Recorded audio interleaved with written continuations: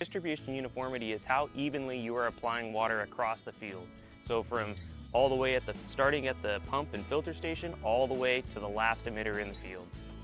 Today we measure distribution uniformity in this field, which is a field here in Mullen GSA.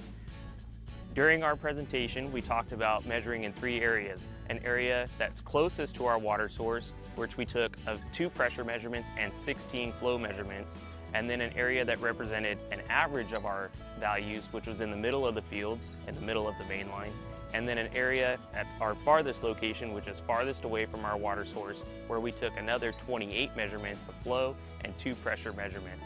We also, with our second group, took 36 other pressure measurements across the field in those same locations to get a variety of those measurements to get a statistical average for our distribution uniformity. Irrigation efficiency can be broken up into simple, smaller steps. You don't have to take it all as one big picture. You could start with efficiency at your filter station, making sure your filtration is efficient, making sure you don't have operational leaks. And then as the year goes on, you can go through the field, while you're checking your water, you can randomly take pressures in the field and give yourself an idea of how are my operating conditions changing throughout the year, or maybe be able to identify trends that indicate, a need for corrective action, such as hose flushing or changing out emitters or doing chemical applications to clean up your irrigation system.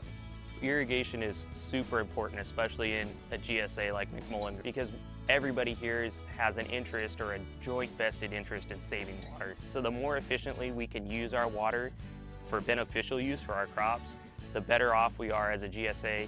And it also has an economic impact on our operation. The more efficiently we use water, the less time and money we spend in resources pumping and conveying that water to the field in an inefficient manner.